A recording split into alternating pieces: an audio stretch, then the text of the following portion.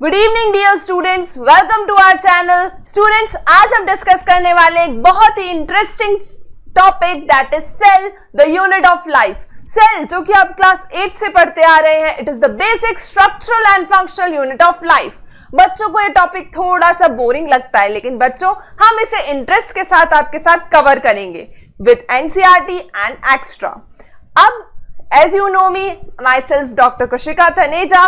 बच्चों, जो हमारी सीरीज है वो दूसरों से अलग इसीलिए है बच्चों, क्योंकि हमारा यहाँ पे यार फैकल्टीज बहुत ज्यादा मेहनत कर रहे हैं कि आप सब बच्चों को 340 प्लस मार्क्स बायोलॉजी में दिला सके।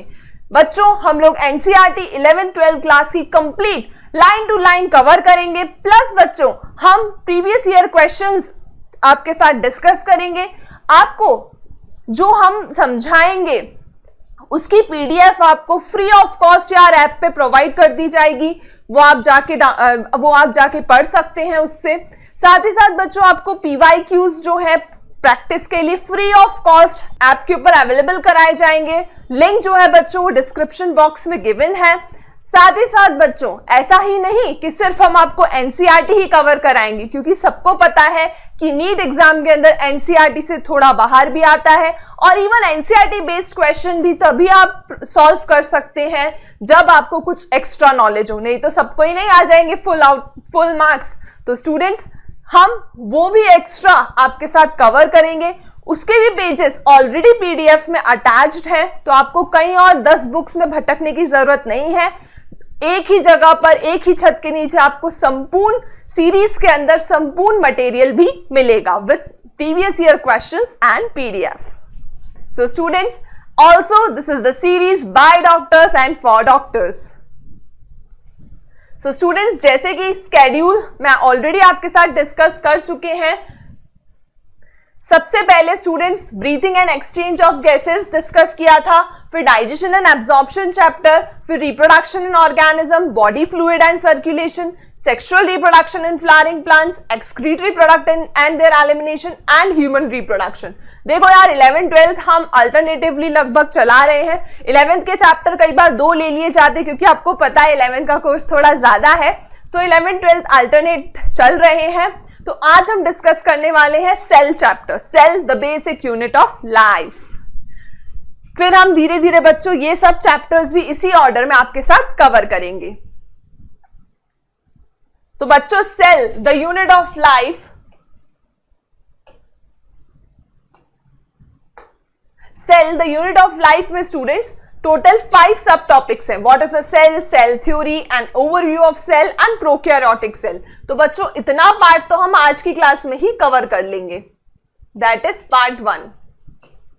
फिर यूकैरियोटिक सेल्स को यार बहुत ज्यादा डिटेल में बताया है, तो ये हम पार्ट 2 और पार्ट 3 में कवर करेंगे, ठीक है। अब तो ऐसा रहने वाला है बच्चों सेल चैप्टर का हमारा फ्लो। तो बच्चों संपूर्ण नीट सीरीज की जो भी आपको पीडीएफ है उसकी लिंक और topic wise previous year topic wise question की लिंक आपको डिस्क्रिप्शन बॉक्स में फ्री ऑफ कॉस्ट दे दी जाएगी। So students, as you all know me, myself doctor Kushika Taneja. मुझे 7+ ईयर्स का टीचिंग एक्सपीरियंस है। I have mentored thousand of students to become a doctor. साथ ही साथ स्टूडेंट्स हमारे साथ बहुत ही ज्यादा एक्सपीरियंस, 10+ ईयर्स एक्सपीरियंस है डॉक्टर अंशुमन अग्रवाल सर जो है बच्चों वो MBBS है, MD है, FIPM है। सर की ऑल इंडिया रैंक 196 थी। अब आते हैं स्टूडेंट्स हमारे कंप्लीट सिस्टम पे। ई-सेल का कंप्लीट सिस्टम क्या है स्टूडेंट्स? सबसे पहले हम स्टूडेंट्स को फुल विजुअलाइजेशन के साथ वीडियो लेक्चर प्रोवाइड करते हैं, फुल विजुअलाइजेशन के साथ वीडियो लेक्चर्स प्रोवाइड करते हैं, क्योंकि बायो, फिजिक्स, केमिस्ट्री किसी को भी रटने का नहीं, सबको विजुअलाइज करके समझना, जिससे आपके दिमाग के ऊपर लोड नहीं पड़े। साथ ही साथ बच्चों हम प्रैक्टिस कराते हैं आपको sheets, topic wise sheets, NCERT questions अलग से, पीवाईक्यूज, टेस्ट होते हैं बच्चों आपके टॉपिक वाइज, रिव्यू टेस्ट होते हैं, पर्सनलाइज आपको टाइम टेबल दिया जाता है, क्योंकि हर किसी का कोर्स थोड़ा थोड़ा वेरी करता है स्टेट वाइज, हर किसी की एग्जाम्स जो है वो स्टेट वाइज वेरी करती हैं, हर बच्चे का कैचिंग पावर अलग अलग होता है, तो उस हिसाब से अगर हम कॉमन टाइम टेबल बना देंगे तो सब बच्चे उसमें एडजस्ट नहीं हो पाएंगे। तो पर्सनलाइज टाइम टेबल बहुत ही अच्छा फीचर है बच्चों यहाँ का, जहां पे हर एक बच्चे को पर्सनल अटेंशन दी जाती है, पर्सनलाइज टाइम टेबल प्रोवाइड किया जाता है, पर्सनलाइज डाउट सॉल्विंग करी जाती है एंड मेंटरशिप प्रोवाइड करी जाती है। स्टूडेंट्स, साथ ही साथ हमारे साथ है फिजिक्स फैकल्टी, दैट इज सारांश गुप्ता सर। सर जो है बच्चों, ये तो आपको फिजिक्स में दीवाना ऑलरेडी बना चुके हैं। सर आईआईटी बॉम्बे से हैं बच्चों, सर की ऑल इंडिया रैंक 41 थी। साथ ही साथ बच्चों फिजिक्स के लिए हमारे साथ Prateek Gupta sir, sir chemistry faculty है, सर भी आईआईटी मुंबई से हैं।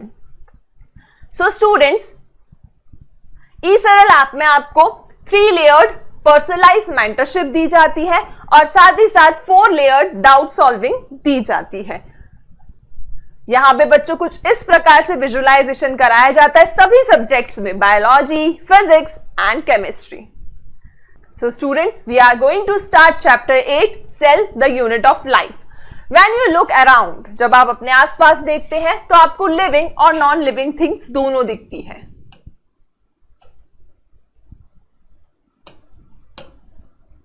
आपको लिविंग और नॉन लिविंग थिंग्स दोनों दिखती है। अब चलो, आपको 11th क्लास के फर्स्ट चैप्टर में आपने पढ़ रखा होगा कि लिविंग कैरेक्टरिस्टिक क्या होते हैं, मतलब एक ऑर्गेनिज्म को हम लिविंग कब मान लेते हैं। हम एक ऑर्गेनिज्म को लिविंग तब मान लेते हैं जब वो फॉलोइंग कैरेक्टरिस्टिक या फीचर शो करता है। वो फीचर है बच्चों, पहला ग्रोथ, दूसरा रिप्रोडक्शन,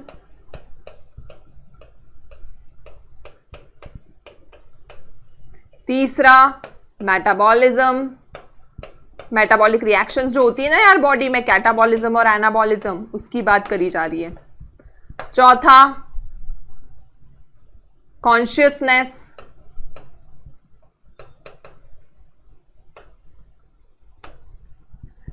फिफ्थ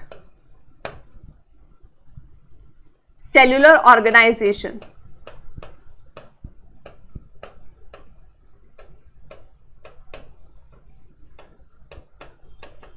मतलब बॉडी के अंदर सेल होना भी एक लिविंग कैरेक्टरिस्टिक्स है। तो सेल है तो हम जिंदा है, सेल नहीं है तो वो पर्टिकुलर ऑर्गेनिज्म या वो पर्टिकुलर थिंग नॉन लिविंग कहलाएगी, बिकॉज सेल का होना भी एक लिविंग कैरेक्टरिस्टिक फीचर है, क्योंकि सेल ही basic structural and functional unit बनाता है। हम जो सबसे छोटी इकाई के बने हैं वो सेल है। जैसे यार इतनी बड़ी बड़ी बिल्डिंग बन जाती है, अब वो बिल्डिंग की सबसे छोटी इकाई क्या है, ईंट, ब्रिक से बनी है वो इतनी बड़ी बिल्डिंग, वैसे हमारी बॉडी का सबसे स्मॉलेस्ट स्ट्रक्चरल और फंक्शनल यूनिट सेल होता है। सेल मिलके टिश्यू बनाते हैं, टिश्यू मिलके ऑर्गन्स बनाते हैं, ऑर्गन्स मिलके ऑर्गन सिस्टम बनाते हैं और ऑर्गन सिस्टम मिलके कंप्लीट ऑर्गेनिज्म बना देते हैं। So you must have wondered and asked yourself, what is it that makes an organism living, or what is that an inanimate thing that does not have which a living thing has? तो ऐसी कौन सी चीज है जो non living के पास नहीं होती और ऐसी कौन सी चीज है जो लिविंग के पास होती है? Already the answer is in front of you. यही वो आंसर है जिससे हम पता लगाते हैं कि पर्टिकुलर जो सब्सटेंस है वो लिविंग है या नॉन लिविंग है। अगर ये 5 कैरेक्टर्स है उसमें तो लिविंग है, otherwise it is non living. So the answer to this is presence of basic unit of life, the cell. तो यहां पे सिर्फ सेल्यूलर ऑर्गेनाइजेशन की बात करी गई है कि बेसिक यूनिट होनी ही चाहिए जिसे हम सेल कहते हैं।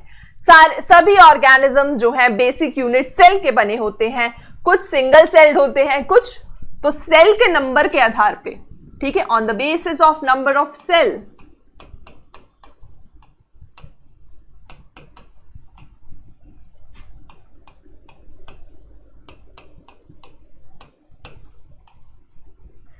ऑर्गेनिजम्स 2 टाइप के होते हैं, यूनिसेलुलर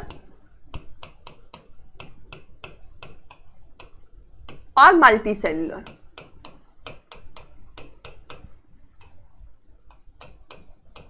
अगर 1 सेल का बना है तो उसे हम यूनिसेलुलर कहते हैं, अगर मल्टीपल सेल्स का बना है तो उसे हम मल्टी सेलुलर कहते हैं। ठीक है, यूनिसेलुलर मतलब एक सेल, मल्टी सेलुलर मतलब अधिक, बहुत सारे सेल। यूनिसेलुलर ऑर्गेनिज्म का एग्जांपल है अमीबा, और मल्टी सेलुलर ऑर्गेनिज्म का एग्जांपल है we humans, plant, etcetera. So students, number के आधार पे हम ऑर्गेनिज्म को दो भाग में डिवाइड करते हैं, यूनिसेलुलर और मल्टी सेलुलर। यूनिसेलुलर ऑर्गेनिज्म जो है, अकेले यूनिसेलुलर ऑर्गेनिज्म में इतनी क्षमता होती है कि वो अपना इंडिपेंडेंट लाइफ खुद के एक सेल के ऊपर व्यतीत कर सकता है। So the line given in NCERT, unicellular organism are capable of independence, existence and performing the essential function of life. एक लौता सेल भी भारी है कि वो अपनी पूरी जिंदगी एक लौते सेल पे निर्भर होके व्यतीत कर सकता है। ठीक है, वो अपना इंडिपेंडेंट एग्जिस्टेंस शो करता है, अपने सारे फंक्शन एक ही सेल में परफॉर्म करता है। Anything less than a complete structure of cell does not ensure independent living. Hence, cell is the fundamental structural functional unit of all the living organism.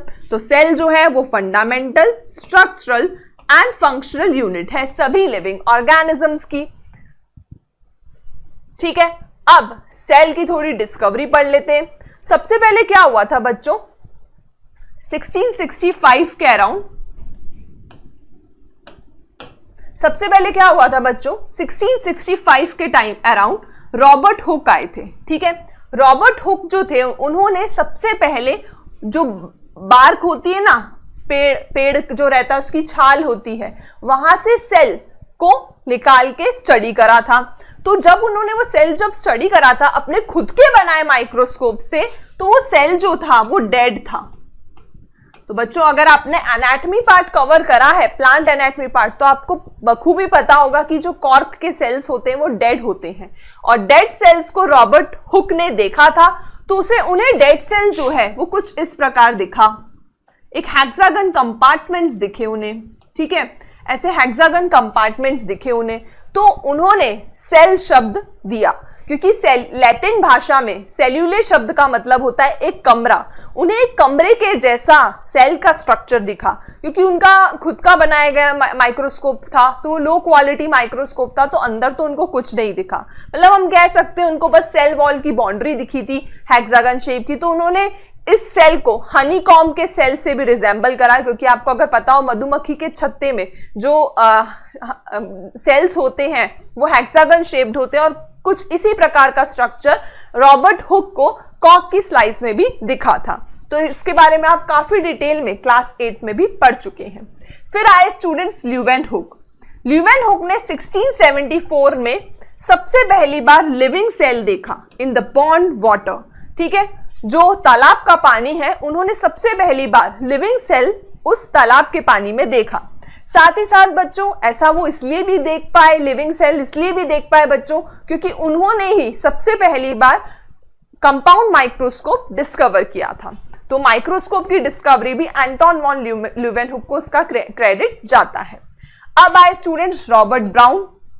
1831 में Robert brown ने nucleus के existence के बारे में बताया कि यार सेल के अंदर एक न्यूक्लियस भी होता है, वो सेंटर में मौजूद होता है। ठीक है, अगर एनिमल सेल है तो सेंटर में, और अगर प्लांट सेल है तो थोड़ा सा कोने में प्रेजेंट होता है, लेकिन it plays a important role. ठीक है, तो न्यूक्लियस के बारे में रॉबर्ट ब्राउन ने बताया 1831 में। ये मैंने ईयर कुछ ऑर्डर में ही अरेंज करे हैं। ठीक है, फिर उसके बाद में बच्चों पुरकिंजी आए 1839 में। उन्होंने टर्म प्रोटोप्लाज्म दी थी, which is the liquid present in the cell. और भी कई साइंटिस्ट हैं बच्चों, लेकिन जो इंपॉर्टेंट है, जिन पे क्वेश्चंस आने के चांसेस हैं और इसमें से मैक्सिमम एनसीईआरटी में भी गिवन है, वो मैंने आपके सामने टेबल में रखे हैं। सो पुरकिंजी जो है वो 1839 में आए थे। P for पुरकिंजी, P for protoplasm. तो उन्होंने प्रोटोप्लाज्म डिस्कवर किया, जो कि एक लिक्विड होता है जो कि सेल में मौजूद होता है। ऐसा माना जाता है जो भी लिक्विड मीडियम है जहां पे विभिन्न प्रकार की रिएक्शन हो रही है, एक प्रकार का जो मीडियम है कुछ भी कार्य करने का, कुछ भी ट्रांसपोर्ट करने का, उस लिक्विड को, उस मीडियम को हम प्रोटोप्लाज्म कहते हैं, जो कि साइंटिस्ट पुरकिंजी ने डिस्कवर किया था। अब आते हैं स्टूडेंट श्लिडेन एंड शॉन पे, given in NCERT. Schleiden and Schwann ने 1838-1839 में सेल थ्योरी दी। क्या दी बच्चों उन्होंने? Cell theory, that all organisms are actually made up of cell। और इससे हमें पता चला, इस सेल थ्योरी से हमें पता चला कि यार हम सब, चाहे प्लांट्स हो, चाहे एनिमल्स हो, चाहे छोटे छोटे माइक्रो ऑर्गेनिजम्स हो, वो सभी एक बेसिक यूनिट सेल के बने हैं, गिवन बाय श्लिडन एंड शॉन। इसमें से जो श्लिडन थे वो बॉटनिस्ट थे, ठीक है। जैसे तुम्हारी क्लास में होता है ना, एक बॉटनी की टीचर होती है, एक जूलॉजी की टीचर होती है, वैसे ये भी इनका भी पेयर ऐसा ही था। जो बॉटनी वाला था वो श्लिडन था और जो जूलॉजी वाला था वो श्वान था। तो याद रखना, बॉटनी वाला श्लिडन और जूलॉजी वाला श्वान। फिर उसके बाद में बच्चों एक चीज ये नहीं बता पाए, दे फेल टू एक्सप्लेन कि यार नए सेल कहां से आते हैं, नए सेल जो है वो कहां से आते हैं। तो आपको पता है जैसे कि नए सेल जो है वो सेल डिवीजन के द्वारा आते हैं। ये बात उनके दोस्त रुडोल्फ विर्चो ने बताई। रुडोल्फ विर्चो ने सन 1855 में बताया कि जो नए सेल्स होते हैं वो ऑलरेडी एग्जिस्ट सेल या प्री एग्जिस्टिंग सेल से ही आते हैं with the help of cell division, जो कि हम नेक्स्ट चैप्टर में पढ़ेंगे, ठीक है। चलो अब वापस आ जाते हैं एनसीईआरटी की थ्योरी पे। एक बार और रिवाइज करा दूं क्या? रॉबर्ट हुक ने डेड सेल बताया और उन्होंने किस में से, कॉर्क स्लाइस में से बताया था, खुद के बनाए माइक्रोस्कोप में से। ल्यूवेनहुक ने जो है माइक्रोस्कोप डिस्कवर करा तो पॉन्ड वाटर में से लिविंग सेल भी डिस्कवर कर दिया। फिर रॉबर्ट ब्राउन आए, रॉबर्ट ब्राउन ने 1831 में न्यूक्लियस डिस्कवर करा। पुरकिंजी ने प्रोटोप्लाज्म जो कि लिक्विड मीडियम होता है सेल के अंदर वो डिस्कवर करा। श्लिडन एंड शॉन ने 1838-1839 में सेल थ्योरी दी, लेकिन वो ये बताना भूल गए या ये बताने से फेल कर गए कि नए सेल कैसे आते हैं। तो नए सेल पुराने सेल से ही आते हैं with the help of cell division. ये हमें बताया उनके प्रिय मित्र रुडोल्फ विर्चो ने, ठीक है। तो बच्चों ये सब साइंटिस्ट के एग्जाम नाम है जो आपको याद रखने पड़ेंगे। चलो, एंटन वॉन लीवेनहुक ने सबसे पहली बार लिविंग सेल देखा। एंटन वॉन लीवेनहुक ने सबसे पहले लिविंग सेल देखा और काय में से देखा था? तालाब के पानी में से, पॉन्ड वाटर में से। फिर आए बच्चों रॉबर्ट ब्राउन ने न्यूक्लियस देखा, ठीक है। तो बच्चों इन्वेंशन हुआ पहले कंपाउंड माइक्रोस्कोप का, फिर इलेक्ट्रॉन माइक्रोस्कोप आया, जिससे सेल के स्ट्रक्चरल डिटेल हमें धीरे धीरे मिलती गई कि सेल के अंदर भी न्यूक्लियस के अलावा भी कुछ मिलता है, प्रोटोप्लाज्म के अलावा भी कुछ मिलता है, और भी बहुत सारे ऑर्गेनल्स पाए जाते हैं। वो धीरे धीरे डिस्कवर होने लग गए माइक्रोस्कोप की डिस्कवरी के बाद। तभी तो यार तुम माइक्रोस्कोपिक स्ट्रक्चर देख पाओगे। अब सेल थ्योरी पे आते हैं। सेल थ्योरी जैसे कि मैंने अभी आपको बताया इस टेबल में कि श्लिडन और शॉन ने सेल थ्योरी दी थी। सबसे पहले हम श्लिडन के बारे में पढ़ेंगे। श्लिडन जो कि एक बॉटनिस्ट थे। श्लिडन क्या थे? जर्मन बॉटनिस्ट थे। और ईयर भी याद रखना पड़ेगा उनका, 1838। 2 ईयर याद कराए थे मैंने, 1838, 1839। 1838 में श्लिडन जो कि एक जर्मन बॉटनिस्ट थे, उन्होंने, बॉटनिस्ट थे तो यार प्लांट सेल ही देखेंगे, है ना।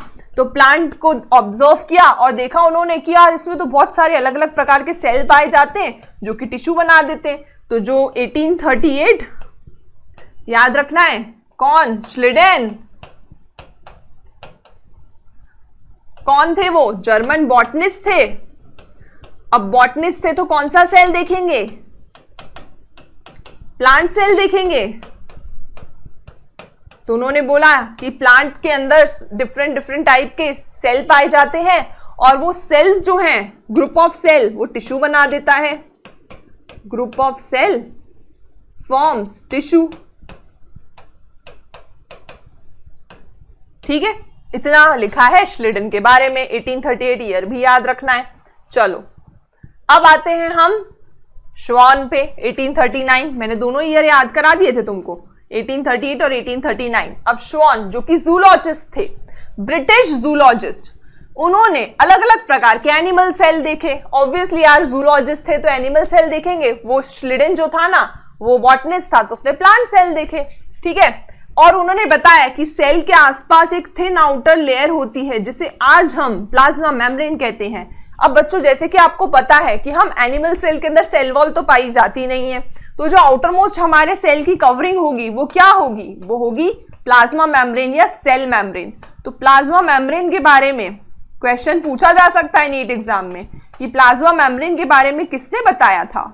तो प्लाज्मा मेम्ब्रेन के बारे में श्वान ने बताया था, जो कि जूलॉजिस्ट थे, ब्रिटिश जूलॉजिस्ट थे।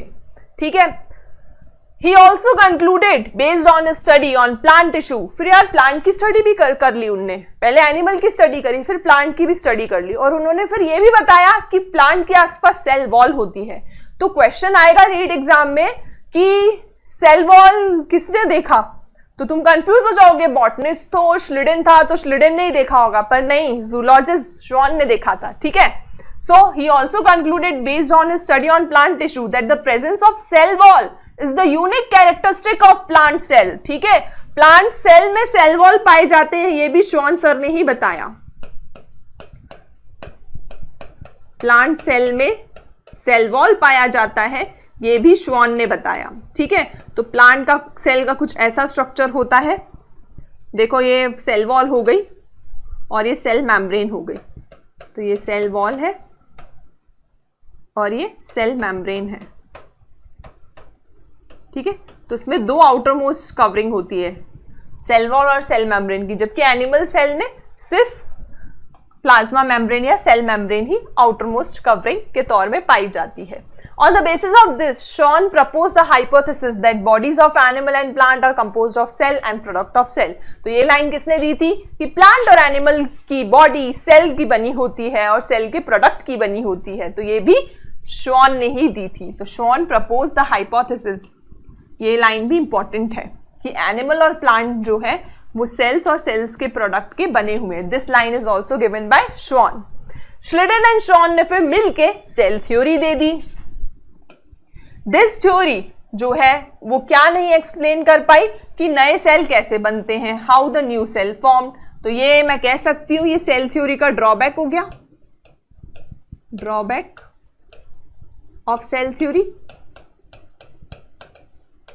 क्योंकि दोनों ये बताना उनसे रह गया, ये बताने में वो फेल हो गए कि नए सेल कैसे बनते हैं। सेल होते हैं, सेल मेम्ब्रेन होती है, सेल वॉल होती है, ये बता गए, लेकिन नए सेल कैसे बनते हैं वो नहीं बता पाए, ठीक है। अब उसके बाद में उनके दोस्त आते हैं रुडोल्फ विर्चो 1855 में, ठीक है। 39 में श्वान था और 55 में, मतलब लगभग 15 साल बाद रुडोल्फ विर्चो आए, ठीक है। रुडोल्फ विर्चो 1855 में उन्होंने सबसे पहली बार एक्सप्लेन करा कि नए सेल जो हैं वो प्री एग्जिस्टिंग सेल से ही बनते हैं, by giving a line omnis सेल्यूला ई सेल्यूला। इसका मतलब है कि नए सेल पुराने सेल से ही बनते हैं, new cell arises from pre existing cell. ये बात रुडोल्फ विर्चो ने बताई ईयर 1855 में। He modified the hypothesis of Schleiden and Shawn to give the cell theory a final shape. उन्होंने सेल थ्योरी को और मॉडिफाई करके फाइनल थ्योरी दी कि सभी लिविंग ऑर्गेनिज्म सेल के बने हुए हैं और सेल के प्रोडक्ट के बने हुए हैं। ये लाइन पहले भी श्वान दे चुके हैं, ठीक है। फिर सारे सेल प्री एग्जिस्टिंग सेल से बनते हैं with the help of cell division, ये रुडोल्फ विर्चो ने ऐड करी, ठीक है। अब सेल थ्योरी का एक्सेप्शन भी है, मतलब कौन से ऐसे ऑर्गेनिज्म है जो सेल थ्योरी नहीं मानते, नहीं भैया हम तो नहीं मानेंगे, ठीक है। तो एक्सेप्शन टू सेल थ्योरी,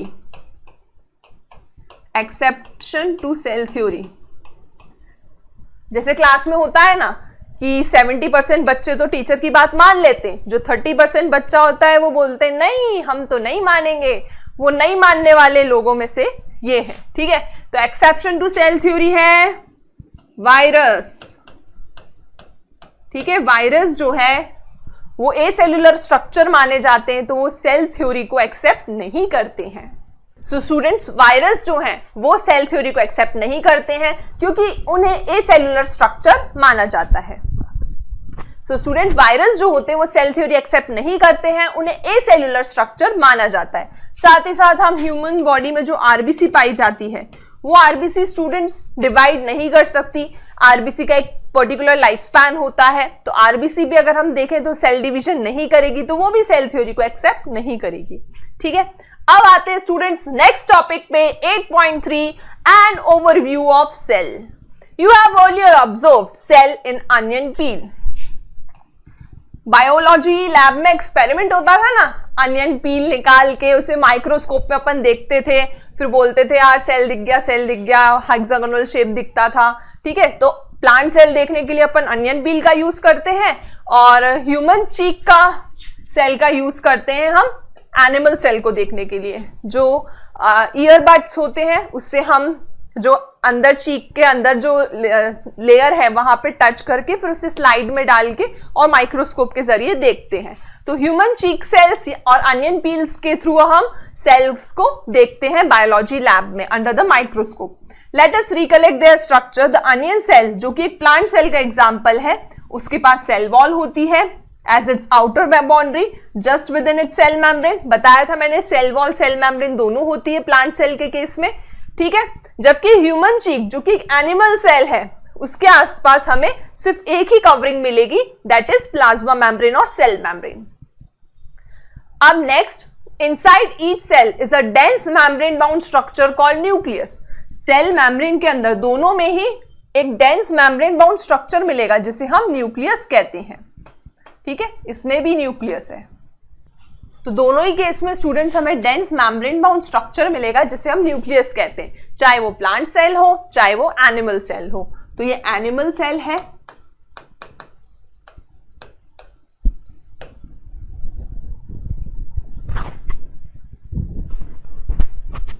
ये एनिमल सेल है और ये प्लांट सेल है, ठीक है। Next, inside each cell is a dense membrane bound structure called nucleus. Nucleus के अंदर क्रोमोसोम पाए जाते हैं जो कि जेनेटिक मटेरियल डीएनए कंटेन करते हैं, ठीक है। तो न्यूक्लियस क्यों इंपॉर्टेंट है? क्योंकि उसके अंदर क्रोमोसोम पाए जाते हैं, न्यूक्लियस के अंदर क्रोमोसोम मिलते हैं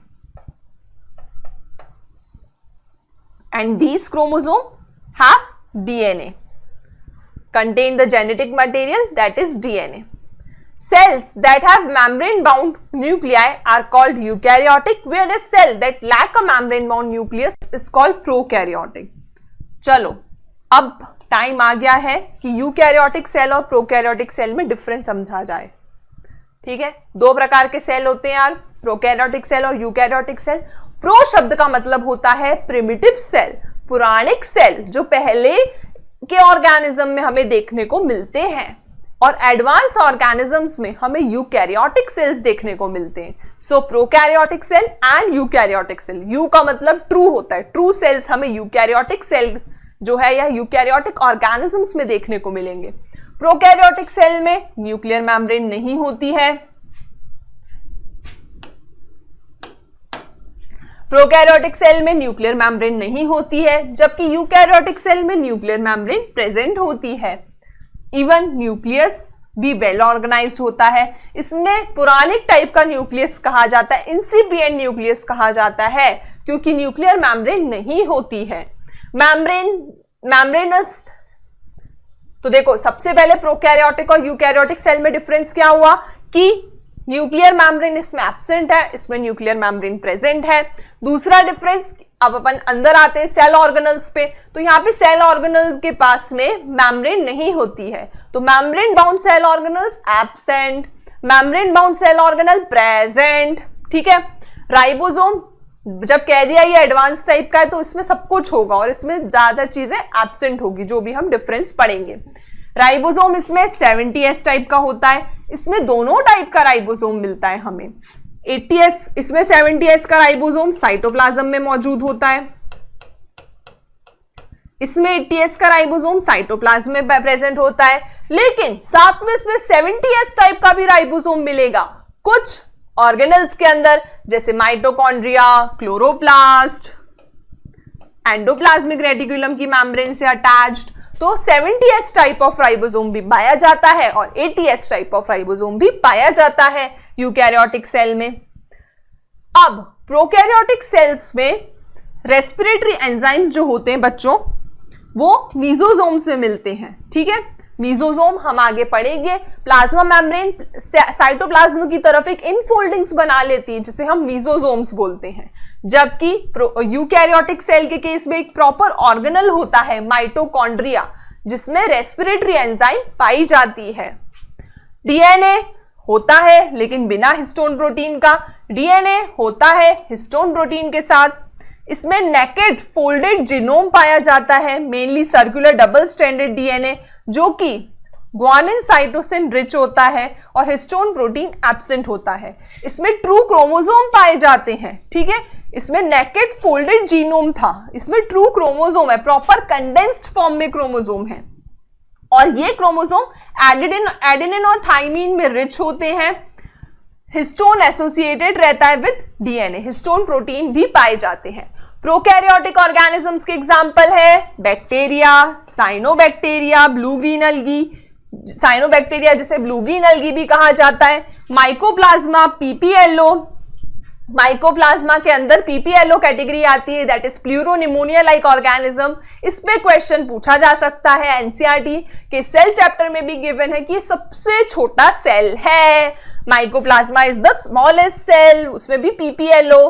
देन आर्केबैक्टीरिया, रिकेट्शिया, एक्टिनोमाइसिट्स, मतलब किंगडम मोनेरा, ठीक है, किंगडम मोनेरा प्रोकैरियोटिक सेल का है, जबकि Protista kingdom, kingdom fungi, kingdom Plantae, kingdom Animalia, बाकी सब यूकैरियोटिक सेल शो करते हैं। तो प्रोकैरियोटिक सेल्स हमें सिर्फ किंगडम मोनेरा में देखने को मिलेंगे। चलो एक बार और रिवाइज करते हैं, क्या क्या पढ़ा हमने। प्रोकैरियोटिक सेल्स जो होते हैं उनके पास में न्यूक्लियर जो है वो मेम्ब्रेन बाउंड नहीं होता है, ऑर्गेनल्स मेम्ब्रेन बाउंड नहीं होते हैं, और यूकैरियोटिक में दोनों चीजें होती हैं, न्यूक्लियस मेम्ब्रेन बाउंड है, ऑर्गेनल्स मेम्ब्रेन बाउंड है। फिर उसके बाद में हमने देखा कि राइबोसोम जो है वो प्रोकैरियोटिक के केस में 70S टाइप होता है, जबकि यूकैरियोटिक के केस में 70S 80S दोनों टाइप का पाया जाता है। नेक्स्ट डिफरेंस हमने पढ़ा कि प्रोकैरियोटिक के केस में रेस्पिरेटरी एंजाइम्स प्लाज्मा मेम्ब्रेन के इनफोल्डिंग में मिलती है विच इज कॉल्ड मीजोसोम्स, जबकि यूकैरियोटिक के केस में माइटोकॉन्ड्रिया में मिलती है।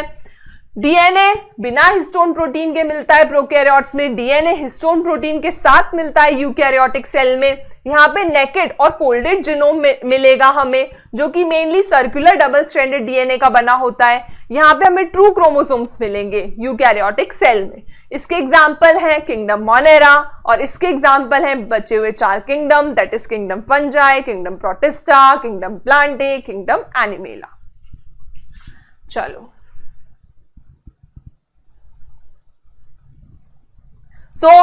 अब दोनों ही प्रोकैरियोटिक सेल हो,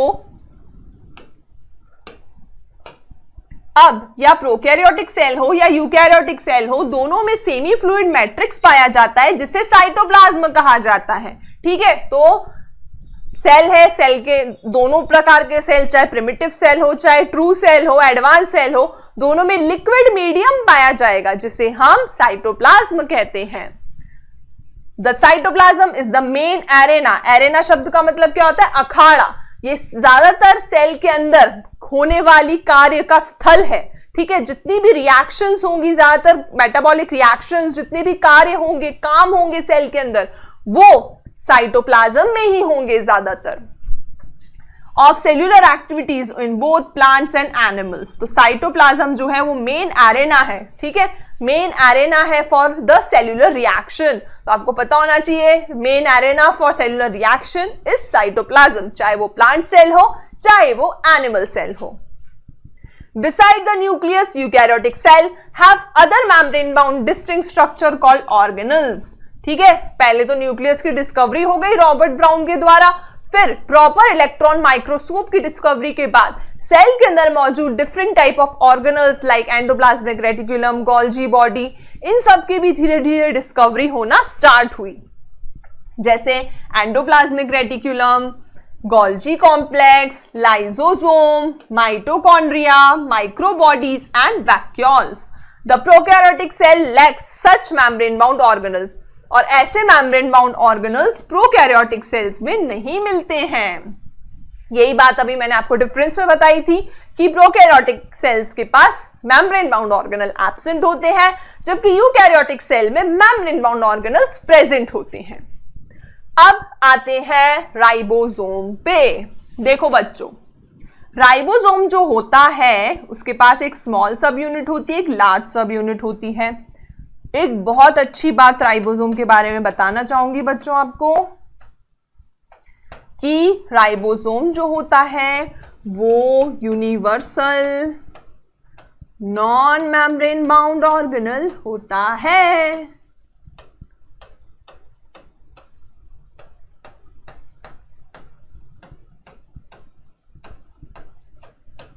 ठीक है, चाहे प्रोकैरियोटिक सेल हो चाहे यूकैरियोटिक सेल हो, दोनों में राइबोसोम हमें नॉन मेम्ब्रेन बाउंड मिलने वाला है। So ribosome are non-membranous bound organelle found in all cell, both prokaryotic and eukaryotic। ठीक है, तो ये नॉन मेम्ब्रेन बाउंड होता है, चाहे वो प्रोकैरियोटिक हो चाहे वो यूकैरियोटिक सेल हो। Within the cell, ribosome are found not only in cytoplasm but also within the organelles like chloroplast and mitochondria and on rough endoplasmic reticulum। यही बात मैंने अभी आपको समझाई थी थोड़ी देर पहले कि जो राइबोसोम होते हैं यूकैरियोट्स के केस में जो राइबोसोम होते हैं वो दो प्रकार के होते हैं।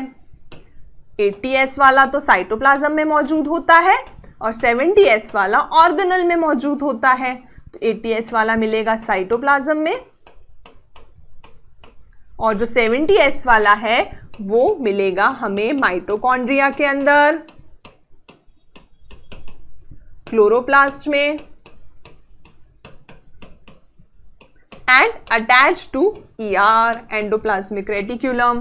ठीक है, यही बात एनसीईआरटी में गिवन है। तो ये लाइन यूकैरियोटिक सेल के लिए है। Animal cell contain another non membrane bound organelle called centrosome which helps in cell division. ठीक है, अब राइबोसोम तो सब में पाया जाता है, चाहे प्लांट सेल हो चाहे एनिमल सेल हो चाहे प्रोकैरियोट हो चाहे यूकैरियोट हो, लेकिन एनिमल सेल में यूकैरियोटिक सेल के एनिमल सेल में स्पेसिफिकली पहला डिवीजन है यूकैरियोट। ठीक है, यूकैरियोट में पढ़ा था ना अपन ने कि किंगडम एनिमेलिया आता है, तो यूकैरियोट्स में एनिमल सेल में एक ऑर्गेनल पाया जाता है जिसे हम सेंट्रोसोम कहते हैं, जो हम सेल डिवीजन चैप्टर में काफी डिटेल में पढ़ने वाले हैं। सेंट्रोसोम के अंदर सेंट्रियोल पाया जाता है, ये भी नॉन मेम्ब्रेन बाउंड होता है, नॉन मेम्ब्रेन बाउंड, और ये हेल्प किस में करता है? सेल डिवीजन में, क्योंकि ये स्पिंडल फाइबर का अटैचमेंट करता है, स्पिंडल फाइबर फॉर्मेशन करता है। तो एनिमल सेल के पास एक दूसरा नॉन मेम्ब्रेन बाउंड ऑर्गेनल होता है जिसे सेंट्रोसोम कहते हैं, जो कि सेल डिवीजन में मदद करता है। अब सेल जो है वो अलग अलग साइज के होते हैं, अलग अलग शेप के होते हैं और अलग अलग एक्टिविटीज परफॉर्म करते हैं। जैसे mycoplasma, the smallest cell, only 0.3 micrometre in length. ठीक है, तो देखो ये कुछ एग्जाम्पल है साइज के आधार पर। ठीक है, सेल के साइज के आधार पर, तो जो यूकैरियोटिक सेल है, टिपिकल यूकैरियोटिक सेल, वो 10 से 20 माइक्रोमीटर का होता है साइज उसका। टिपिकल बैक्टीरिया का साइज 1 से 2 माइक्रोमीटर होता है। प्लूरोनिमोनिया लाइक ऑर्गेनिज्म PPLO, उसका साइज सिर्फ 0.1 माइक्रोमीटर होता है। ठीक है, जबकि माइकोप्लाज्मा का साइज 0.3 माइक्रोमीटर होता है। तो माइकोप्लाज्मा के अंदर ही PPLO आता है, इसीलिए माइकोप्लाज्मा को स्मॉलेस्ट सेल कहते हैं हम। ठीक है, तो माइकोप्लाज्मा के अंदर भी PPLO आता है, that is pleuropneumonia like organism, but दोनों एक ही नहीं है। ठीक है, उसके अंदर आता है। We can't say mycoplasma / PPLO। Mycoplasma category के अंदर PPLO एग्जाम्पल आता है, that is pleuropneumonia like organism, उसका साइज सबसे छोटा माना गया है, दैट इज 0.1 माइक्रोमीटर, और वायरसेस 0.02 to 0.2 माइक्रोमीटर होते हैं। लेकिन वायरस जो है वो ट्रू सेल नहीं है, वो एसेल्यूलर स्ट्रक्चर है, इसीलिए आपसे स्मॉलेस्ट सेल पूछा जाए तो आप बोलेंगे PPLO और माइकोप्लाज्मा। अगर PPLO ऑप्शन में तो PPLO, अगर PPLO ऑप्शन में नहीं है तो माइकोप्लाज्मा टिक कराएंगे। ठीक है, नेक्स्ट, बैक्टीरिया का साइज दे रखा है, ऑलरेडी बता दिया डायग्राम में, 3 to 5 micrometre. Largest isolated cell ostrich के एग का है। ठीक है, तो एग ऑफ ऑस्ट्रिच के सेल को हम लार्जेस्ट मानेंगे। तो लार्जेस्ट सेल पे क्वेश्चन आएगा तो क्या लिखेंगे? Egg of ostrich. Multicellular organism में अगर हम ह्यूमन रेड ब्लड सेल की बात करें तो वो 7 माइक्रोमीटर इन डायमीटर होती है। ठीक है, ह्यूमन रेड ब्लड सेल का स्ट्रक्चर कुछ इस प्रकार होता है। तो ये जो लेंथ होती है डायमीटर बोल लो, लेंथ बोल लो, वो 7 माइक्रोमीटर होती है। ठीक है, सो ये ह्यूमन आरबीसी है, biconcave structure. Human red blood cell are about 7 micrometre in diameter. और लॉन्गेस्ट सेल पूछा जाए, लॉन्गेस्ट सेल, तो आप क्या बोलोगे? Nerve cell.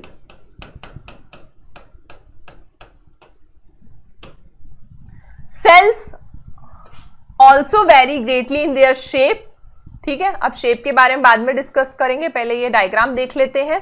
ये रेड ब्लड सेल है बच्चों, ये बाइकॉन्केव स्ट्रक्चर दे रखा है, ये राउंड स्ट्रक्चर दे रखा है, तो राउंड बाइकॉन्केव। ठीक है, इसका डायमीटर दे रखा है एनसीईआरटी में 7 माइक्रोमीटर। फिर आते हैं स्टूडेंट्स व्हाइट ब्लड सेल पे, जो कि अमीबॉइड होता है, जिसका स्ट्रक्चर जो प्रॉपर डिजाइन नहीं है, तो अमीबॉइड है। तो अमीबॉइड स्ट्रक्चर होने के कारण ये कैरेक्टरिस्टिक फीचर शो करता है, दैट इज डायपिडेसिस। क्या होता है डायपिडेसिस? ब्लड वेसल में से बाहर निकल जाना। ठीक है, पतली गली से निकल जाना। ठीक है, वैसा काम करता है डब्ल्यूबीसी, ब्लड वेसल से ही बाहर क्रॉस कर जाता है। ठीक है, तो इस फीचर को हम डायपिडेसिस कहते हैं, जो कि इसके अमीबॉइड स्ट्रक्चर के कारण पॉसिबल है। Columnar epithelial cell long narrow होती है, आगे के चैप्टर में पढ़ेंगे आप, सिलेंडर भी होती है। ठीक है, कॉलमनर एपिथेलियल सेल कॉलम की तरह होती, बड़ी बड़ी, और बेसली सिचुएटेड इसका न्यूक्लियस पाया जाता है। इसके न्यूक्लियस पे यार क्वेश्चन आता है कि न्यूक्लियस कहाँ सिचुएटेड होता है, तो बेसल सिचुएटेड होता है, क्योंकि न्यूक्लियस अब इतनी लंबी हाइट हो गई तो प्रॉक्सिमली भी पाया जा सकता है और बेसली भी पाया जा सकता है, पर वो बेसली सिचुएटेड होता है। नेक्स्ट आते हैं स्टूडेंट्स नर्व सेल पे, ये लॉन्ग होती है, ब्रांच्ड होती है, तो ये नर्व सेल हो गई। ठीक है, जो कि लॉन्गेस्ट सेल का एग्जाम्पल है। Longest cell is nerve cell. Next आते हैं स्टूडेंट्स ट्रैकिट्स पे। ठीक है, जो कि जाइलम में पाई जाती है, जाइलम में पाया जाता है ट्रैकिट्स। ये elongated डेड सेल होती है। ये है mesophyll cell. Mesophyll cell photosynthesis chapter में हम पढ़ेंगे। जो मीजोफिल सेल होती है ये C3 प्लांट और C4 प्लांट दोनों में पाई जाती है। फोटोसिंथेसिस में इन सेल्स का रोल होता है। ठीक है ना, ये हमने सेल्स डिस्कस कर लिए। अब शेप भी इनके अलग अलग होते हैं। Polygonal shape, that is squamous cell होता है पॉलीगोनल शेप का। पॉलीगोनल शेप का कौन सा सेल होता है? स्क्वामस। कॉलमनर शेप के कॉलमनर सेल होते हैं, क्यूबॉइड शेप के क्यूबॉइडल सेल होते हैं, और थ्रेड लाइक शेप के मसल फाइबर्स होते हैं।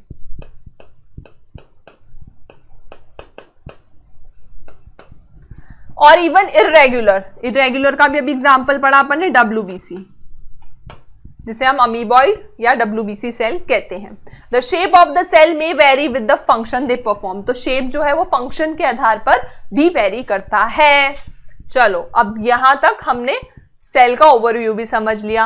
अब नेक्स्ट टॉपिक आता है 8.4, दैट इज प्रोकैरियोटिक सेल। अब सही मायने में प्रोकैरियोटिक सेल स्टार्ट होगा, फिर इसके बाद हम यूकैरियोटिक सेल पढ़ेंगे। तो इस हिसाब से प्रोकैरियोटिक सेल को डिटेल में पढ़ेंगे, दैट इज मोनेरा किंगडम का सेल कैसे दिखता है, बैक्टीरिया का सेल कैसे दिखता है, वो हम इस टॉपिक में पढ़ेंगे। फिर यूकैरियोटिक सेल को डिटेल में पढ़ेंगे और चैप्टर खत्म। सो स्टूडेंट्स, अब स्टार्ट करते हैं हम प्रोकैरियोटिक सेल, जिसमें मोनेरा किंगडम के बारे में हम पढ़ेंगे। मोनेरा किंगडम जिसमें बैक्टीरिया आता है, देन आर्के बैक्टीरिया आता है, यू बैक्टीरिया आता है, देन माइकोप्लाज्मा आता है लाइक पीपीएलओ। तो चलिए डिस्कस करते हैं बच्चों। The prokaryotic cells are represented by bacteria, blue green algae, ठीक है, ब्लू ग्रीन अलगी भी मोनेरा किंगडम में ही आता है, माइकोप्लाज्मा एंड पीपीएलओ। ठीक है, माइकोप्लाज्मा के अंदर पीपीएलओ आते हैं, प्लूरोनिमोनिया लाइक ऑर्गेनिज्म। इसको बच्चों ऐसा नाम इसलिए दिया गया है क्योंकि ये सबसे पहली बार प्लूरल फ्लूइड में से मिले थे हमें। काऊ के अंदर जो प्लूरल एफ्यूजन हो गया था, उसके प्लूरल फ्लूइड में से हमें pleuropneumonia like organism, that is smallest organism मिले थे। दे आर जनरली स्मॉलर, ये प्रोकैरियोटिक सेल जनरली छोटे होते हैं और बहुत जल्दी जल्दी डिवाइड करते हैं as compare to eukaryotic cell. ये वेरी करते हैं शेप और साइज में, जैसे कि अभी हमने देखा। 4 बेसिक शेप है बैक्टीरिया के, bacillus rod shaped, कोकस spherical shaped, vibrio comma shaped and spirillum spiral shape. ठीक है, शेप दिखाती हूं बच्चों आपको। कोकस सबसे पहला है कोकस, मतलब गोल गोल, सर्कुलर, स्फेरिकल शेप। सेकेंड है बैसिलस जो कि रॉड शेप्ड है।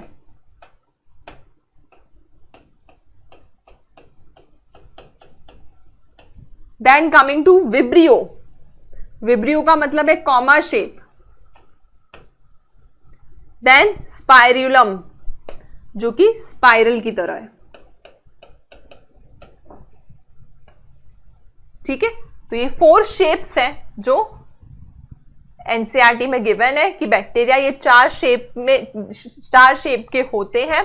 ठीक है, नेक्स्ट आते हैं स्टूडेंट्स हम, the organisation of prokaryotic cell is fundamentally similar even if prokaryotic exhibit a wide variety of shape and function. तो बच्चों अंदर से फंडामेंटली सब सेम होते हैं, भले ही वो शेप में डिफरेंट हो। Similar even through exhibit a wide variety of shape and function. अब आते हैं स्टूडेंट्स नेक्स्ट पेज पे। All prokaryotes have cell wall surrounding the cell membrane except mycoplasma. तो where there is a exception there is a question. ठीक है, तो mycoplasma में cell wall absent होती है।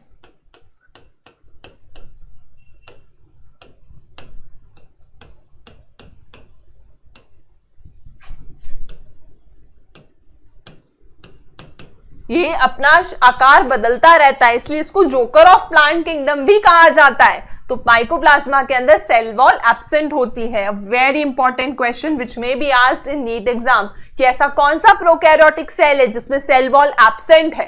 तो आंसर विल बी माइकोप्लाज्मा। तो बच्चों कुछ इस प्रकार स्ट्रक्चर दिखता है। अगर हम आउटर कवरिंग की बात करें स्टूडेंट्स, तो सबसे बाहर ग्लाइकोकैलिक्स की बनी या तो कैप्सूल मिलती है हमें। ठीक है, आउटर मोस्ट कवरिंग या तो कैप्सूल की मिलती है हमें, या फिर बच्चों हमें स्लाइम लेयर मिलती है। ठीक है, तो दिस में और मे नॉट बी प्रेजेंट। फिर आते हैं बच्चों उसके अंदर, तो हमें सेल वॉल की कवरिंग मिलती है और फिर हमें सेल मेम्ब्रेन की कवरिंग मिलती है। ठीक है, सेल वॉल जो कि पेप्टाइडोग्लाइकेन नाग और नाम की बनी होती है, हम आगे देखेंगे, और सेल मेम्ब्रेन लिपिड बाइलेयर की बनी होती है। तो ये 3 आउटर मोस्ट प्रोटेक्टिव कवरिंग होती है, आउटर मोस्ट कैप्सूल या स्लाइम लेयर, फिर सेल वॉल और फिर सेल मेम्ब्रेन, जैसा कि आप देख सकते हैं। फिर अगर बच्चों हम अंदर आते हैं, तो जैसे कि हमने पढ़ा था कि प्रोकैरियोटिक सेल के अंदर हमें न्यूक्लियस जो है उसके पास न्यूक्लियर मेम्ब्रेन नहीं होती है, मतलब जो डीएनए मटेरियल है वो ऐसे कुछ स्ट्रक्चर में हमें मिलता है, नेकेड मिलता है, विदाउट न्यूक्लियर मेम्ब्रेन हमें मिलता है। इस स्ट्रक्चर को हम न्यूक्लियोइड कहते हैं। तो true nucleus is not present and the structure which is present which contain genetic material is called nucleoid। साथ ही साथ बच्चों ये तो हो गया इसेंशियल जेनेटिक मटेरियल। एक extra non essential genetic material भी पाया जाता है जो कि प्लाज्मिड कहलाता है। ठीक है, जिसे हम बायोटेक्नोलॉजी में काफी ज्यादा इस्तेमाल कर रहे हैं। साथ ही साथ बच्चों राइबोसोम्स पाए जाते हैं जो कि 70S टाइप के मिलते हैं हमें बैक्टीरिया के अंदर। क्रोमैटोफोर्स मिलते हैं जो कि कलर के लिए रिस्पॉन्सिबल होते हैं, स्पेशली ब्लू ग्रीन अलगी में। ठीक है, फिर हमें कुछ आउटग्रोथ्स मिलते हैं सेल वॉल के ऊपर, लाइक पिलाइस, फ्लैजेलम, फिम्ब्री नहीं बनाया है ना, तो फिम्ब्री भी पाए जाते हैं, एंड फिम्ब्री। तो हमें 3 प्रकार के स्ट्रक्चर्स मिलते हैं। पहला है फ्लैजेलम, दूसरा है पिलाए और तीसरा है फिम्ब्री। फ्लैजेलम जो है बच्चों वो मूवमेंट के लिए होता है। पिलाए जो है बच्चों वो कनेक्शन बनाता है 2 बैक्टीरिया के बीच में। फिम्ब्री जो होता है बच्चों वो अटैचमेंट के लिए होता है, either to the host body और to the rock. Host body से अटैचमेंट कराने के लिए या फिर रॉक से अटैचमेंट कराने के लिए। ठीक है, तो fimbriae is for attachment, pili is for connection between 2 bacteria and flagellum is for movement. तो cilia, flagella they are for movement. Cilia बहुत सारे मिलते हैं, फ्लैजेलम एक लंबा मिलता है। ठीक है, तो ये बच्चों बैक्टीरिया का स्ट्रक्चर हो गया है। कुछ हमें इंक्लूजन्स मिलते हैं, इंक्लूजन बॉडी मिलती है, प्लाज्मा मेम्ब्रेन का इन्वेजिनेशन मिलता है जिसे हम मीजोजोम कहते हैं। तो ये मीजोजोम है जो कि रेस्पिरेशन में हेल्प करता है। तो बच्चों ये सब स्ट्रक्चर्स के बारे में हम पढ़ने वाले हैं, एक एक करके हम एनसीईआरटी की थ्योरी पढ़ेंगे और वापस से इन स्ट्रक्चर्स पर आएंगे। ठीक है, तो चलिए स्टार्ट करते हैं विद स्ट्रक्चर। प्रोकैरियोटिक सेल के पास में सेल वॉल होती है जैसे कि हमने देखा, लेकिन माइकोप्लाज्मा के पास सेल वॉल नहीं होती है। The fluid matrix filling the cell is called cytoplasm. तो हमने आपको पहले ही बताया था कि जो फ्लूइड मैट्रिक्स होता है, जहां पे मैक्सिमम सेल्यूलर रिएक्शंस होती हैं, सेल्यूलर एक्टिविटीज होती हैं, वो साइटोप्लाज्म होता है, चाहे वो प्रोकैरियोटिक सेल हो चाहे वो यूकैरियोटिक सेल हो। So there is a no well defined nucleus, well defined nucleus इसमें नहीं होता है, जैसा कि मैंने आपको बताया। वेल डिफाइंड न्यूक्लियस नहीं होता है, नहीं तो यहाँ पे न्यूक्लियस लिखा होता है बट न्यूक्लियोइड दिया है। ठीक है, बिकॉज हमारा जो जेनेटिक मटेरियल है बैक्टीरिया का वो नेकेड है, इसलिए न्यूक्लियोइड टर्म का यूज किया गया है। So the genetic material is basically naked, not enveloped by a nuclear membrane, जिसे हम न्यूक्लियोइड कहते हैं।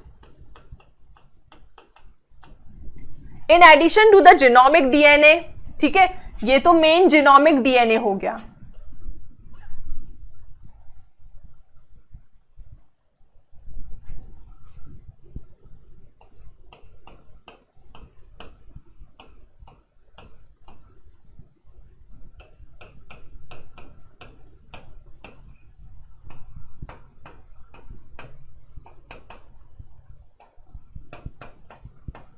एक जीनोमिक क्रोमोसोम या डीएनए होता है जो कि एसेंशियल होता है वाइटल एक्टिविटीज परफॉर्म करने के लिए। वाइटल एक्टिविटीज जितनी भी सेल की वो कंट्रोल करता है। ठीक है, एक होता है बच्चों एक्स्ट्रा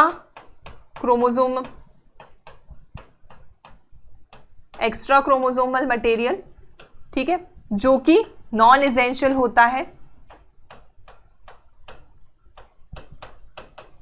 ठीक है, जिसे हम प्लाज्मिड कहते हैं। ये जो एक्स्ट्रा आप देख रहे हैं इसे हम प्लाज्मिड कहते हैं। ठीक है, ये कुछ एक्स्ट्रा पावर्स देता है प्रोकैरियोटिक सेल्स को या बैक्टीरिया को, जैसे रेजिस्टिविटी देना टुवर्ड्स द एंटीबायोटिक। ठीक है, तो उस टाइप का ये जो प्लाज्मिड है ये कुछ ना कुछ एक्स्ट्रा पावर देता है। अगर ये नहीं भी होगा तो बैक्टीरिया सेल जो है वो मर नहीं जाएगा, लेकिन जीनोमिक डीएनए का होना अनिवार्य है, तभी सेल की वाइटल एक्टिविटीज कंट्रोल्ड रहेंगी। तो ये एसेंशियल कैटेगरी में आता है। तो यहां पे दे रखा है कि addition to the genomic DNA के एडिशन में, जो कि सर्कुलर डीएनए है, many bacteria have small circular DNA outside the genomic DNA. In smaller DNA को हम प्लाज्मिड कहते हैं। ठीक है, plasmid DNA confers certain unique phenotypic character. वो कुछ बैक्टीरियाज को एक एक्स्ट्रा पावर देते हैं। ठीक है, यूनिक फिनोटाइपिक कैरेक्टर देते हैं।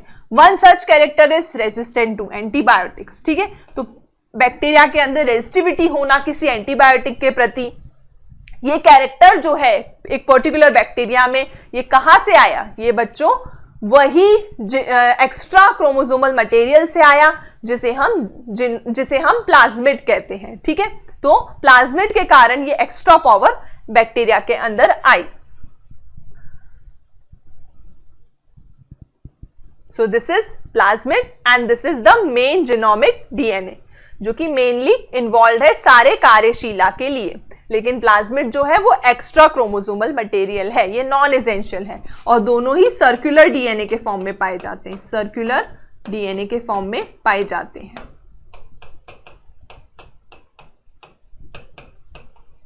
और इसको बहुत ज्यादा बायोटेक में यूज किया जा रहा है, रिकॉम्बिनेंट डीएनए बनाने के लिए बायोटेक्नोलॉजी में, जिसमें आज हम बहुत ज्यादा एडवांसमेंट कर रहे हैं। In higher class, you will learn about plasmid DNA is used to monitor bacterial transformation. ठीक है, with foreign DNA. यही हम बायोटेक्नोलॉजी चैप्टर में पढ़ने वाले हैं इसके बारे में। न्यूक्लियर मेम्ब्रेन, जो कि क्लास 12th में आप पढ़ेंगे। Nuclear membrane is found in eukaryotes. Eukaryotes के पास तो न्यूक्लियर मेम्ब्रेन होती है, जैसा कि मैंने आपको डिफरेंस में बताया। No organelles like the ones in eukaryotes are found in prokaryotic cell. जो माइटोकॉन्ड्रिया है, गोल्जी बॉडी है, एंडोप्लाज्मिक रेटिकुलम में, इस टाइप के सेल ऑर्गेनल्स जो है वो प्रोकैरियोटिक में नहीं पाए जाते हैं। प्रोकैरियोटिक के पास कुछ यूनिक होता है, दैट इज इंक्लूजन बॉडीज। ठीक है, इस पे PYQ आ चुका है इंक्लूजन्स पे। स्पेशलाइज्ड इंक्लूजन के बारे में डिटेल में बच्चों आगे दे रखा है। A specialised differentiated form of cell membrane, cell membrane का इनवेजिनेशन होता है जिसे मीजोजोम बोलते हैं। ये भी नीट पॉइंट ऑफ व्यू से बहुत इंपॉर्टेंट है। Inclusion, mesosomes, they are essentially infoldings of cell membrane. जो मीजोजोम्स होते हैं वो सेल मेम्ब्रेन या प्लाज्मा मेम्ब्रेन की इनफोल्डिंग्स के द्वारा बनते हैं, जैसा कि आप देख सकते हैं। देखो, प्लाज्मा मेम्ब्रेन की इनफोल्डिंग से मीजोजोम्स बनते हैं। ये मेनली रेस्पिरेशन में हेल्प करते हैं। They have respiratory enzymes in them.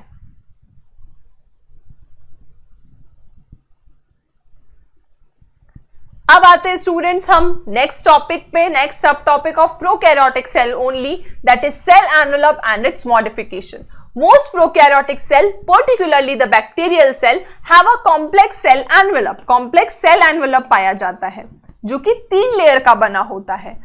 The cell envelope consists of tightly bound 3 layered structure. ठीक है, 3 layered structure होता है।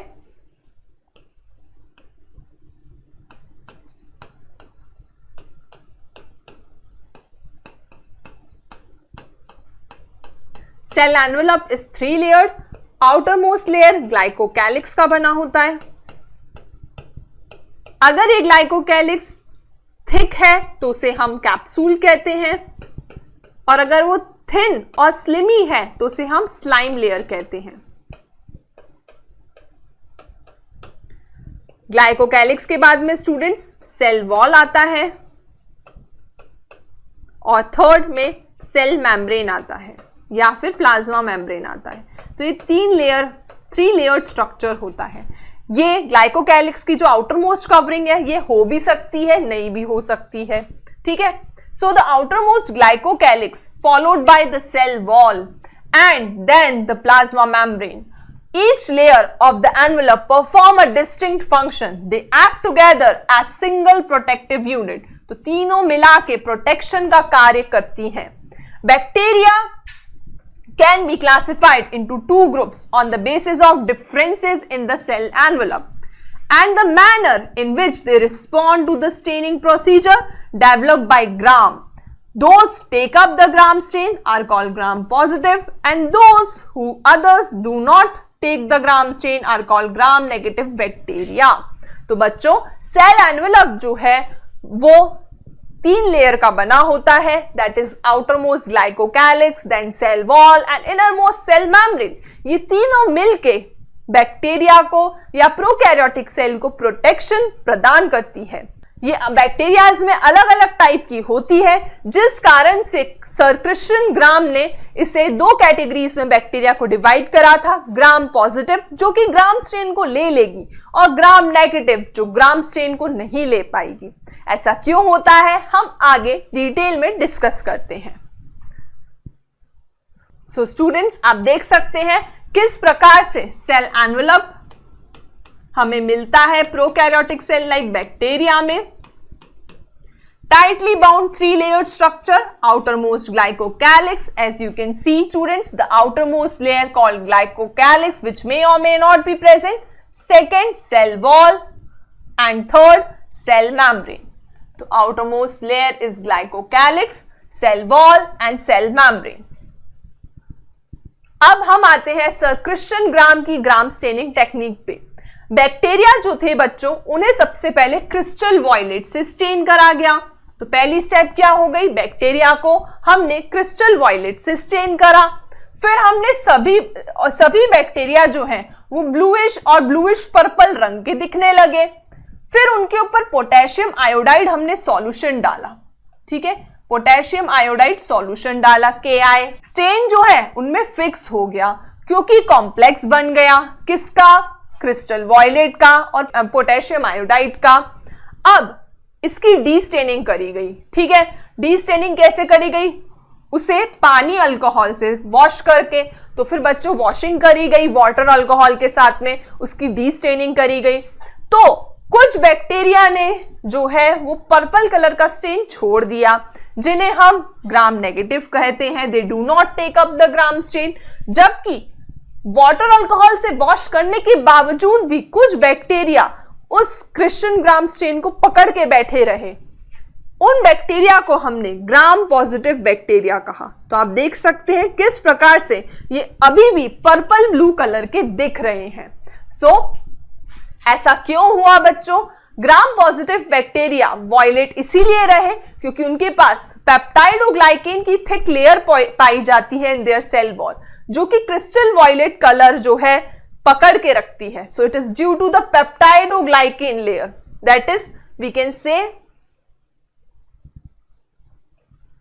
thick peptidoglycan layer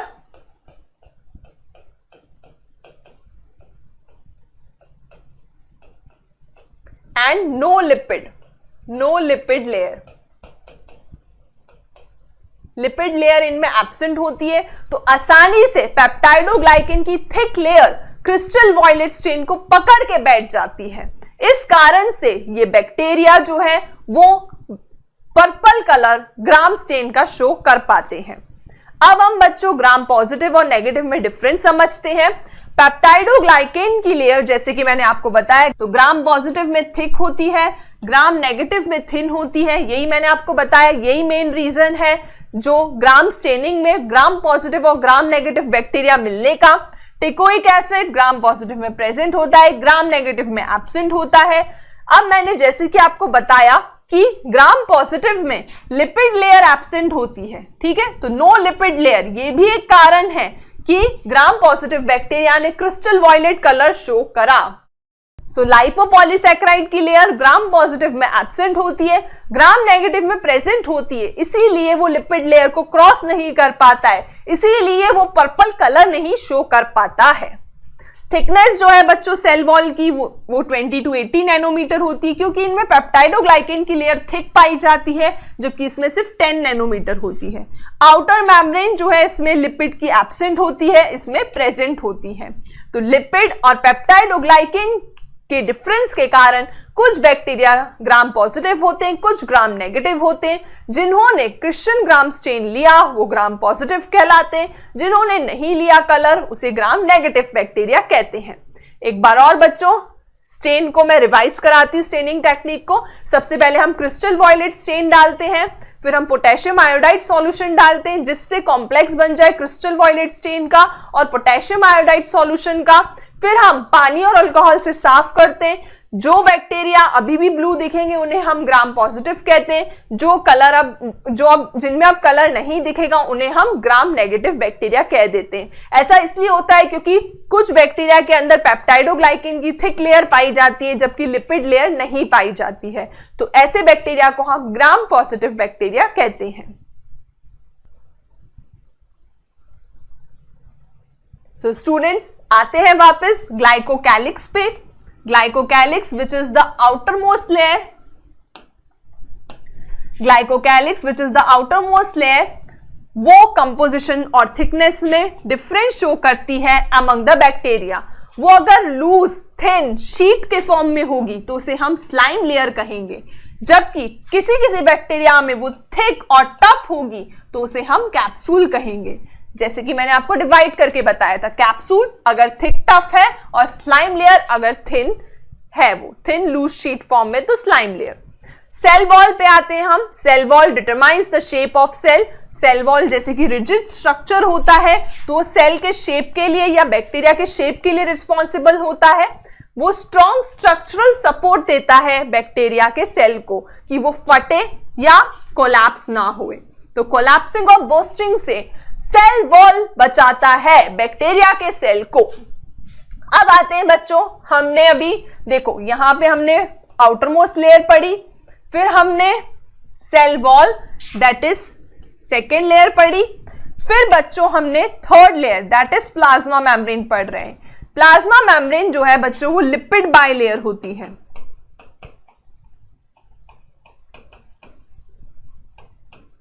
वो सिलेक्टिवली परमिएबल होती है नेचर में and interacts with the outside world. This membrane is similar structurally to the eukaryotes. Eukaryotic membrane से ये स्ट्रक्चरली सिमिलर होती है। सो स्टूडेंट्स साथ ही साथ सेल वॉल मैंने आपको बताया था वो पेप्टाइडोग्लाइकेन की बनी होती है, दैट इज नाग और नाम, वो भी मैंने आगे आपके लिए लिखा है। देखो बच्चों, सेल वॉल जो होती है प्रोकैरियोट्स में वो पेप्टाइडोग्लाइकेन की बनी होती है। सेल वॉल जो होती है बच्चों प्रोकैरियोट्स में वो पेप्टाइडोग्लाइकेन की बनी होती है, जो कि पॉलीमर होता है अमीनो शुगर का एंड म्यूरामिक एसिड का।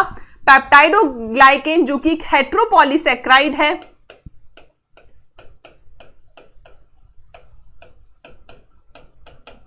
वो बना होता है नाग और नाम का। ऐसे याद रख लेना, नाग और नाम का, इंपॉर्टेंट। नाग का मतलब होता है एन एसिटाइल ग्लूकोजामीन, नाम का मतलब होता है एन एसिटाइल म्यूरामिक एसिड। तो N acetyl glucosamine, N acetyl muramic acid, NAG और नाम का बना होता है cell wall in the form of peptidoglycan. अब आते हैं स्टूडेंट्स हम स्पेशल मेम्ब्रेनस स्ट्रक्चर पे, जिसे हम मीजोजोम कहते हैं, विच जो कि एक प्लाज्मा मेम्ब्रेन का एक्सटेंशन होता है। तो बच्चों अगर आप देखें ये स्ट्रक्चर तो ये मीजोजोम है, ठीक है।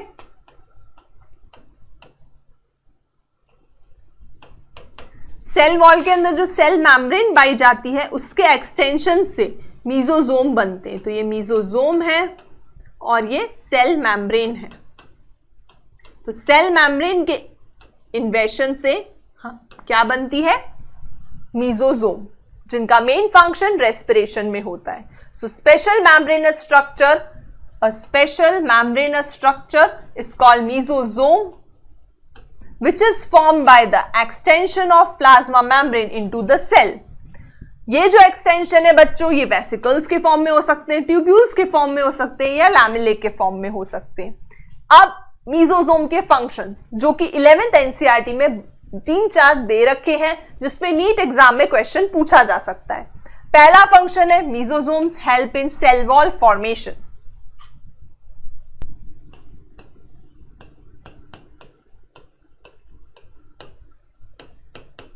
मीजोजोम का पहला फंक्शन सेल वॉल फॉर्मेशन, दूसरा फंक्शन डीएनए रेप्लिकेशन, तीसरा function distribution to the daughter cell.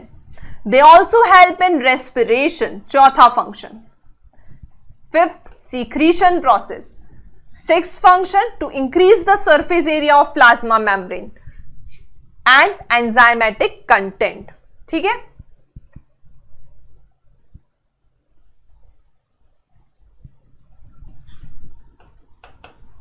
So students चलिए मीजोजोम का फंक्शन एक बार और रिवाइज करते हैं, जो कि 11th क्लास के एनसीईआरटी में गिवन है। सबसे पहले मीजोजोम सेल मेम्ब्रेन के इन्वेजिनेशन या इन्वेशन से बनते हैं। ये जो मीजोजोम है इनके फॉलोइंग फंक्शंस है प्रोकैरियोटिक सेल लाइक बैक्टीरिया के केस में। फर्स्ट फंक्शन है cell wall formation, second function है डीएनए रेप्लिकेशन, थर्ड फंक्शन है डिस्ट्रीब्यूशन होना डीएनए का डॉटर सेल के अंदर। ये रेस्पिरेशन में भी मदद करते, सीक्रीशन में भी मदद करते, सरफेस एरिया भी बढ़ाते हैं और एंजाइमेटिक कंटेंट भी होता है इनके पास। ये रेस्पिरेटरी एंजाइम्स कंटेन करते हैं। In some prokaryotic cell like cyanobacteria, cyanobacteria जैसे प्रोकैरियोटिक सेल में कुछ अदर मेम्ब्रेन एक्सटेंशंस होते हैं साइटोप्लाज्म में, जिसे हम क्रोमैटोफोर्स कहते हैं। तो बच्चों क्रोमैटोफोर्स भी प्लाज्मा मेम्ब्रेन के एक्सटेंशंस ही होते हैं, जिन्हें क्या कहा जाता है, क्रोमैटोफोर्स। क्रोमैटो शब्द ही बता रहा है कि वो कुछ ना कुछ कलर देगा, तो वो साइनोबैक्टीरिया में कलर के लिए रिस्पॉन्सिबल होता है। तो ये साइनोबैक्टीरिया में पाए जाते हैं, विच कंटेन पिगमेंट, कलर के लिए रिस्पॉन्सिबल होते हैं। बैक्टीरियल सेल्स में भी मोटाइल और नॉन मोटाइल। तो बैक्टीरिया सेल जो है वो मोटिलिटी के आधार पे दो प्रकार के होते हैं, मोटाइल एंड नॉन मोटाइल, ठीक है। अगर मोटाइल होते हैं तो उनके पास थिन फिलामेंटस एक्सटेंशन होता है, जिसे हम फ्लैजेला कहते हैं, ठीक है। तो बैक्टीरिया जो होते हैं बच्चों वो दो टाइप के होते हैं मोटिलिटी के आधार पे, motile bacteria and non motile bacteria.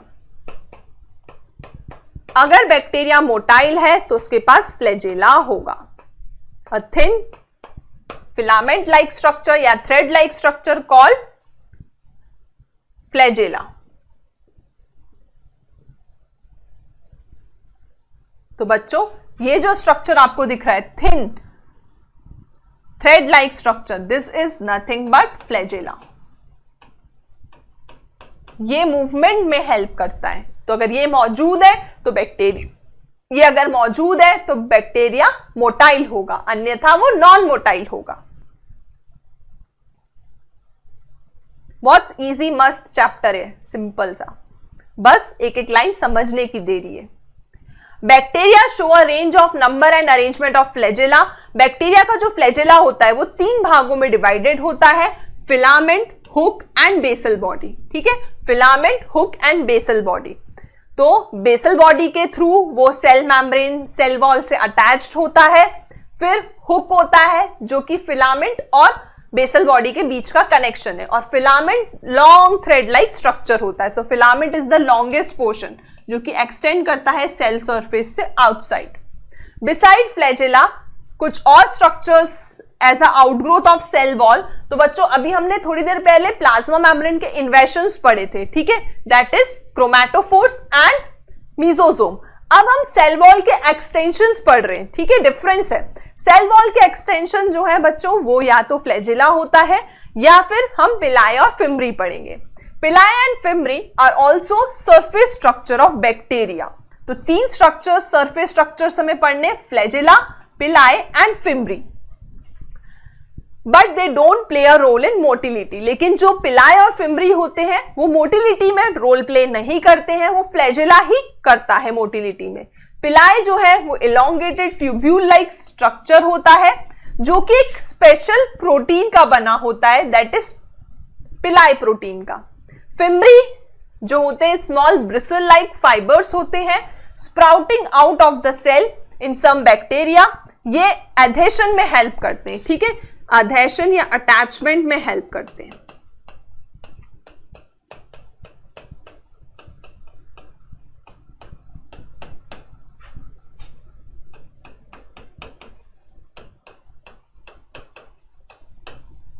और पिलाई कनेक्शंस में हेल्प करते हैं जो कि स्पेशल प्रोटीन्स के बने होते हैं, दैट इज पिलिन।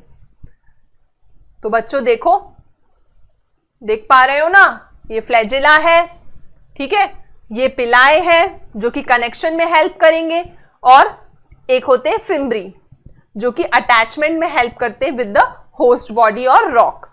तो ये फिम्बरी है। 3 स्ट्रक्चर्स सेल वॉल के मैंने आपको स्टार्टिंग में ही बता दिए थे। लास्ट टॉपिक है ribosome and inclusion body. Ribosome, prokaryotes में राइबोसोम जो है वो एसोसिएटेड रहता है with plasma membrane of the cells. ये 15 नैनोमीटर से 20 नैनोमीटर का होता है साइज में। ये 2 सब यूनिट का बना होता है, क्योंकि 70S राइबोसोम है तो ये 2 सब यूनिट का बना होगा बच्चे लोग, 50S और 30S। ठीक है, इसको आप कैसे याद रखेंगे, इसमें एडिशन नहीं करना है बच्चों, ये सेडिमेंटेशन कोफिशिएंट के आधार पर इसके सब यूनिट्स डिसाइड करे गए हैं। तो आपको ऐसे याद रखना है, ऑड नंबर है सारे, 7 is a odd number, 5 is a odd number and 3 is a odd number. तो 70S, 50S और 30S सब यूनिट्स में डिवाइडेड है on the basis of sedimentation coefficient. ठीक है, अब राइबोसोम का स्ट्रक्चर दिखाती हूं बच्चों मैं आपको। ये राइबोसोम का स्ट्रक्चर है बच्चों, दिस इज 70S राइबोसोम।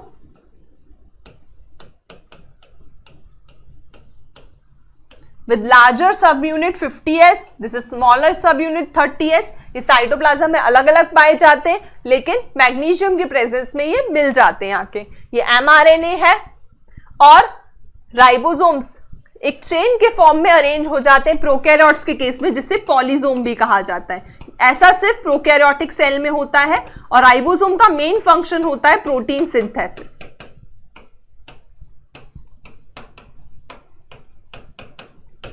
ठीक है, तो ये प्रोकैरियोटिक राइबोसोम हो गया। सो 50S and 30S unit which when present together form 70S prokaryotic ribosomes. Ribosomes are site for protein synthesis. Several ribosome may be attached with single mRNA forming a chain called polyribosome or polysome. ठीक है, जो कि मैंने अभी आपको दिखाया। Ribosome of a polysome translates mRNA into protein. तो protein बनाना main काम होता है, वो mRNA को ट्रांसलेशन के द्वारा प्रोटीन mRNA को ट्रांसलेट करके प्रोटीन सिंथेसिस में हेल्प करता है। अब आते हैं स्टूडेंट्स हम इंक्लूजन बॉडी पे, PYQ पूछा गया है इस पे भी। Reserve material in prokaryotic cells, मतलब अगर कुछ जैसे अपने पास ज्यादा पैसे होते हैं तो अपन कुछ ना कुछ गोल्ड का कॉइन खरीद के रख देते हैं, है ना। तो एक प्रकार से वही स्टोर्ड कुछ भी एक्स्ट्रा चीज अगर हम साइटोप्लाज्म में स्टोर करेंगे तो उसे हम इंक्लूजन बॉडी बोलते हैं। तो रिजर्व मटेरियल जो होता है प्रोकैरियोट्स में वो साइटोप्लाज्म में स्टोर्ड हो जाता है इन the form of inclusion body. ये मेम्ब्रेन के साथ बाउंड नहीं होता है, ये फ्रीली साइटोप्लाज्म में पाया जाता है। Example phosphate granule, cyanophycean granule, glycogen granule. तो बच्चों ये कुछ एग्जाम्पल्स हैं जो कि इंक्लूजन बॉडी के। तो आप एक और बार मैं आपको बताती हूँ, रिजर्व एक्स्ट्रा फूड साइटोप्लाज्म में फ्रीली तैरता है जिसे हम इंक्लूजन बॉडी कहते हैं। इंक्लूजन बॉडी जो है बच्चों उसके एग्जाम्पल गिवन है एनसीईआरटी में, phosphate granule, cyanophycean granule and glycogen granule. अब वेली एक लाइन दे दी है लास्ट में जो इंक्लूजन बॉडी में नहीं आती है, गैस वैक्यूल के बारे में, कि गैस वैक्यूल जो है वो ब्लू, ग्रीन और purple and green photosynthetic bacteria में पाई जाती है। ठीक है, तो गैस वैक्यूल पे क्वेश्चन आ जाए तो बच्चे तो ढूंढते ही रह जाए कि ये लाइन कहाँ दी है। ये यहां पर दी है भाई, राइबोसोम और इंक्लूजन बॉडी के अंदर, कि गैस वैक्यूल जो होते हैं वो ब्लू, ग्रीन और purple and green photosynthetic bacteria में पाए जाते हैं और ये बॉयंसी के लिए रिस्पॉन्सिबल होते हैं कि जो ब्लू ग्रीन अलगी है वो डूबे नहीं, तैरते रहे पानी के अंदर, ठीक है, पानी के ऊपर। तो ये था बच्चों आज का टॉपिक। होप आपने मेरे साथ एंजॉय करा होगा आज का ये interesting topic about prokaryotic cells, what is a cell, discovery of cell. So students, that's all for today. Thank you.